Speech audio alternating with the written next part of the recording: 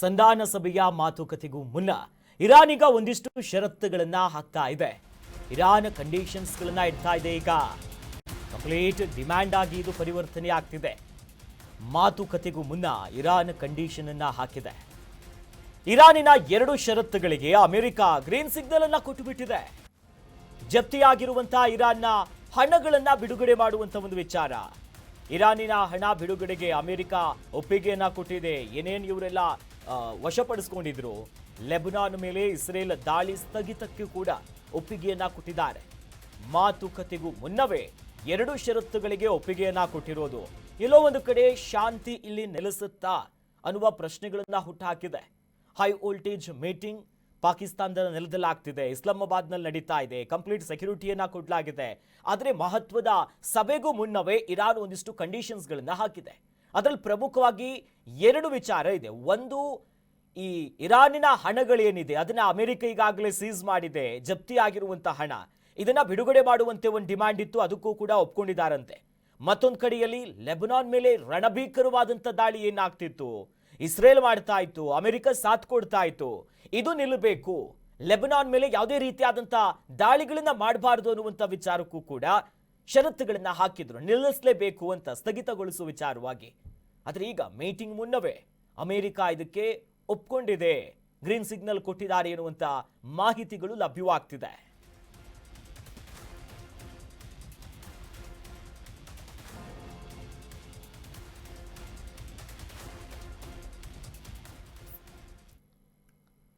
ಸಂಧಾನ ಸಭೆ ಎಲ್ಲಾದರೂ ವಿಫಲವಾಗಿಬಿಟ್ರೆ ಇರಾನ್ ಮೇಲೆ ಭೀಕರವಾದಂತಹ ದಾಳಿ ಆಗುತ್ತಂತೆ. ಪಾಕಿಸ್ತಾನದಲ್ಲಿ ನಡೀತಾ ಇರುವಂತಹ ಸಂಧಾನ ಸಭೆ ಫೇಲ್ ಆಗಿಬಿಟ್ರೆ ಇರಾನ್ ಮೇಲೆ ರಣಭೀಕರ ದಾಳಿ ಆಗುತ್ತಂತೆ. ಮತ್ತೆ ಇರಾನ್ಗೆ ಧಮಕಿಯನ್ನ ಹಾಕಿದ್ದಾರೆ ಅಮೆರಿಕದ ಅಧ್ಯಕ್ಷ ಟ್ರಂಪ್. ಧಮಕಿ ಹಾಕ್ತಿದ್ದಂತೆ ಇರಾನ್ ಫುಲ್ ಅಲರ್ಟ್ ಆಗಿದೆ. ಇರಾನ್ನಿಂದ ಶಸ್ತ್ರಾಸ್ತ್ರ ಸಂಗ್ರಹ ಕಾರ್ಯ ಕೂಡ ಶುರುವಾಗಿದೆ. ಚೀನಾ ಸೇರಿ ಮಿತ್ರ ರಾಷ್ಟ್ರಗಳಿಂದ ಶಸ್ತ್ರಾಸ್ತ್ರಗಳನ್ನ ಡೀಲ್ ಮಾಡ್ಕೊಂತಿದ್ದಾರೆ. ಇನ್ನಷ್ಟು ಭಯ ಬೀಳಿಸ್ತಾ ಇದೆ ಇದು. ಕೆಲ ಷರತ್ತುಗಳಿಗೆ ಅಮೆರಿಕ ಒಪ್ಕೊಂಡಿದೆ. ಸಂಧಾನ ಸಭೆ ಕೂಡ ನಡೀತಾ ಇದೆ. ಉಭಯ ದೇಶಗಳ ನಿಯೋಗ ಕೂಡ ಎಂಟ್ರಿ ಕೊಟ್ಟಿದೆ. ಇನ್ನೇನು ಕೆಲವೇ ಹೊತ್ತಿನಲ್ಲಿ ಆರಂಭ ಆಗುತ್ತೆ. ಸಭೆಗೂ ಮುನ್ನವೇ ಕೆಲ ವಿಚಾರಗಳು ಒಪ್ಪಿಗೆ ಹಾಕಿದ್ರು ಕೂಡ ಇಂಥ ಸಂದರ್ಭದಲ್ಲೇ ಎಲ್ಲಾದ್ರೂ ಇದು ಫೇಲ್ ಆಯ್ತು, ಮೀಟಿಂಗ್ ಇಲ್ಲಾದ್ರೂ ಸಕ್ಸಸ್ ಆಗಿಲ್ಲ ಅಂತಂದ್ರೆ ಮತ್ತೆ ನಾವು ದಾಳಿ ಮಾಡ್ತೀವಿ ಅಂತ ಅಮೆರಿಕದ ಅಧ್ಯಕ್ಷರು ಹೇಳ್ತಿದ್ದಾರೆ. ಯಾವಾಗ ಟ್ರಂಪ್ ಇಂದ ಧಮಕಿ ಬಂತು ಇರಾನ್ ಕೂಡ ಅಲರ್ಟ್ ಆಗಿದೆ.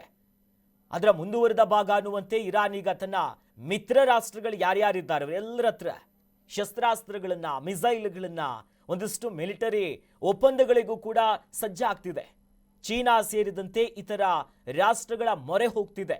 ದಾಳಿ ಆಗುತ್ತೆ, ತಪ್ಪಿಸ್ಕೊಳ್ಬೇಕು, ಕೌಂಟರ್ ಅಟ್ಯಾಕ್ ಮಾಡಬೇಕು, ಎಲ್ಲಿವರೆಗೂ ಮುಂದುವರಿಯುತ್ತೋ ಗೊತ್ತಿಲ್ಲ.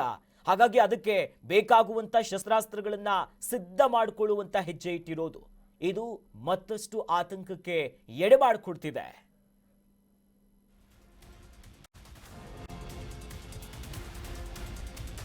ಅಪ್ಡೇಟ್ಸ್ಗಳು ಲಭ್ಯವಾಗ್ತಿದೆ. ಇರಾನ್ಗೆ ಶಸ್ತ್ರಾಸ್ತ್ರಗಳ ಪೂರೈಕೆಗೆ ಡ್ರ್ಯಾಗನ್ ರಾಷ್ಟ್ರ ಪ್ಲಾನ್ ಮಾಡಿಕೊಂಡಿದೆ. ಪಾಪಿ ಚೀನಾ 3 ದೇಶದ ಮೂಲಕ ಶಸ್ತ್ರಾಸ್ತ್ರ ಪೂರೈಕೆಯಾಗುವಂತ ಸಾಧ್ಯತೆಗಳಿದೆ. ಇರಾನ್ಗೆ ಚೀನಾದಿಂದ ನ್ಯೂ ಏರ್ ಡಿಫೆನ್ಸ್ ಸಿಸ್ಟಮ್ಗಳನ್ನ ಕೊಡುವಂತ ಸಾಧ್ಯತೆಗಳಿದೆ. ಈಗಾಗಲೇ ಇದನ್ನ ನ್ಯೂ ಏರ್ ಡಿಫೆನ್ಸ್ ಸಿಸ್ಟಮ್ ಅನ್ನ ಪೂರೈಕೆ ಮಾಡಿಕೊಳ್ಳೋದಕ್ಕೆ ಚೀನಾ ಕೂಡ ಒಪ್ಕೊಂಡಿದೆಯಂತೆ. ಚೀನಾ ಸಾಥ್ ಕೊಡ್ತೀವಿ ಅಂತಿದ್ರೆ ಒಂದು ಬಹಳ ಸ್ಪಷ್ಟವಾಗುತ್ತು. ಯಾವಾಗೆಲ್ಲ US ಯಾವುದೇ ಯುದ್ಧ ಸಂಧಾನಕ್ಕೆ ಎಂಟ್ರಿ ಕೊಟ್ಟರು ಕೂಡ ಅದರ ಅಪೋಸಿಟ್ ಎನ್ನುವಂತೆ ಚೀನಾ ಮತ್ತು ರಷ್ಯಾ ಎರಡೂ ಕೂಡ ಕಾದು ಕೂತ್ಕೊಂಡೇ ಇರುತ್ತೆ.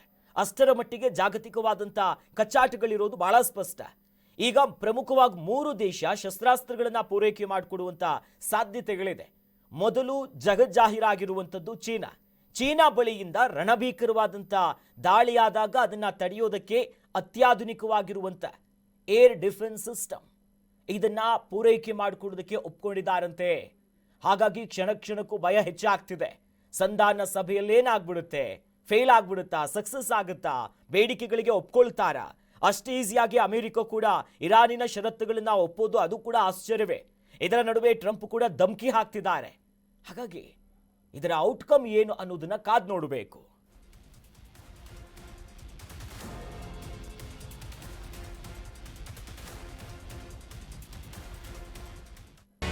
ಕರ್ನಾಟಕ ನ್ಯೂಸ್ ಬೀಟ್ ಫಾಲೋ ಮಾಡಿ, ಸಬ್ಸ್ಕ್ರೈಬ್